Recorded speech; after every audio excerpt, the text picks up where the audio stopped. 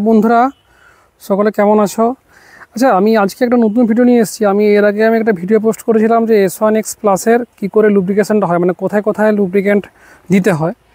আমি S1 প্রোর আজকে তোমাদের জন্য নিয়ে এসেছি। এর মধ্যে দেখো একটা আমি বাড়তি স্প্রে নিয়ে এসেছি, যেটা হচ্ছে সিলিকন স্প্রে। এর বেল্টের লাগে, বেল্টের জন্য আমি আলাদা ভিডিও নিয়ে আসবো। আর এইটা কোথায় কোথায় লাগে, এই সিলিকন স্প্রেটা বিশেষ করে দু জায়গায় আমাদের দিতে হয় বেল্ট ছাড়া। তাহলে সেইটা তোমরা দেখাবো যে কোথায় সিলিকন স্প্রে দিলে ভালো হয়।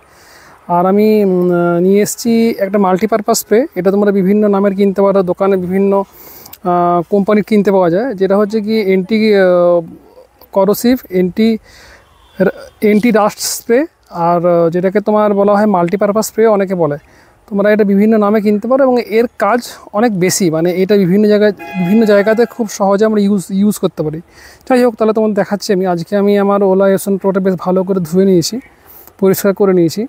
তা তোমাদের দেখানোর জন্যই আমি ভিডিওটা বানাচ্ছি আর কি। যাই হোক, দেখো তোমরা প্রথমে দেখো আমাদের যে ব্রেকের লিভারগুলো আছে, এই যে ব্রেকের লিভারটা অনেকটা ভেতর। দেখো এইখানে একটা পিভট পিন আছে, এই যে জাস্ট এইখানটাতে একটা পিভট পিন আছে, মানে এইখানে একটা যে নাট আছে, এই নাটটাকে আমি লুব্রিকেট করব। তাহলে অল্প করে স্প্রে করব। দেখো অল্প স্প্রে করলাম, এটা অল্প স্প্রে করলে কিন্তু ভেতরে চলে যাবে। দেখো অলরেডি ভেতরে চলে এসছে, হয়তো ক্যামেরায় আসছে না, ভেতরে চলে এসছে। এইটা আমার লুব্রিকেট হয়ে গেল। এইদিকে যেটা আছে ডান দিকেরটা দেখো, আমি ফোকাস করে নিই। দেখো এইখানে যে এর পিভট, মানে যে নাটটা আছে, এই নাটটাতে একটু দিলাম, এইটা নিচে চলে আসবে। দেখো স্মুথ হয়ে যাবে। আর তৃতীয় যে মাল্টিপারপাস স্প্রে আমরা ইউজ করতে পারি, এইখানে যে সুইং আর্মগুলো আছে না, দেখো এইখানে আমি S1X প্লাসে আমি দেখিয়ে ছিলাম যে সুইং আর্মে মাল্টিপারপাস স্প্রে দিলে অনেক স্মুথ হয়ে যায়। এই একটা সুইং আর্ম,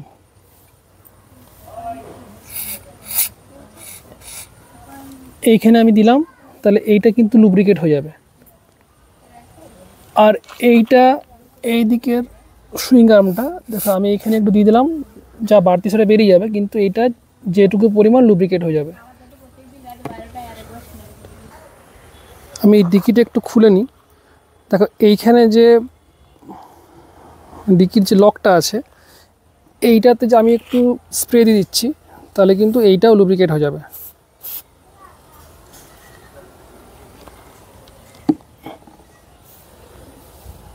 আমি প্রয়োজনে যে অরিজিনাল সাইড স্ট্যান্ডটা থাকে সেটা আমি বাদ দিয়ে আমি এই সাইড স্ট্যান্ডটা লাগিয়েছিলাম। কারণ অনেকেই আমি যেখানে রাখি সেখানে সাইড স্ট্যান্ডের উপর বসে যায়, মানে আমার স্কুটির উপর বসে যায়, তাহলে খুবই চাপ পড়ে সাইড স্ট্যান্ডের উপর। তাহলে তোমাদের যে অরিজিনাল ফিটমেন্টে যে অরিজিনালটা আছে সেটা কিন্তু অনেক ভালো স্ট্যান্ড, খুব শক্তপোক্ত, কোনো সমস্যা নেই। আমি এটা লাগাতে বাধ্য হয়েছি। যাই হোক, আমি এইখানে আমি লাগিয়ে নিই, একটু একটু করে দিয়ে দিলাম। আর তোমাদের যেটা আছে সেটা তো দেবে, বা আমার অলরেডি একটা ভিডিও আছে পোস্ট করা, সেটা তোমরা দেখে নিতে পারো। এমনি করলে তো কোনো সমস্যাই নেই। আর এমনি করে অল্প করে স্প্রে করে দিলেও কিন্তু তোমাদের ওটা যথেষ্ট ভালোভাবে থাকবে। যে মাঝখানে আটকে যাওয়া, যে দেখবে যে ওই অনেকের অরিজিনাল সাইড স্ট্যান্ডে এইটুকু উঠে আর ওঠে না, কিন্তু সেটা আর হবে না। এরপরে যে সিলিকন স্প্রেটা, এটা তো বেল্টে, যে বেল্ট আছে S1 Pro এর, সেখানে তো লাগেই। এছাড়া যে দুটো জায়গা আছে দেখা বলেছি, তোমাদের দেখাই।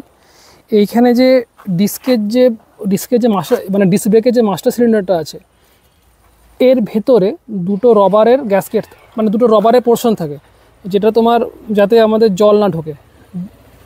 তাহলে এইখানে আমি যদি দিয়ে দিই, একটু ফোকাস হচ্ছে না,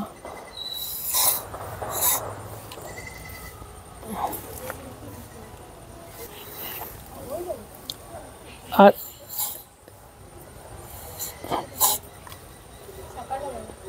আসলে রবারে তোমার যদি এমনি মাল্টিপারপাস স্প্রে বা মোবিল দেওয়া হয়, ইঞ্জিন অয়েল দেওয়া হয়, তাহলে কিন্তু রবারটা ফুলে যায়, রবারটা ফেটে যায়।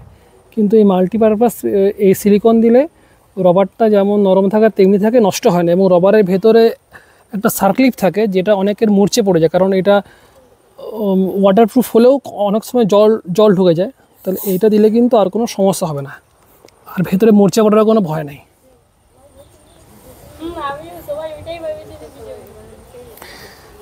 আর এই যে আজকের ভিডিওটা আমি বানালাম, এইটা হচ্ছে S1 Pro আমি কোথায় কোথায় লুব্রিকেট করব, S1 Proটা কোথায় কোথায় লুব্রিকেশন করা যায় এইটা নিয়ে। আর যদি ভালো লাগে লাইক করো, শেয়ার করো, সাবস্ক্রাইব করো।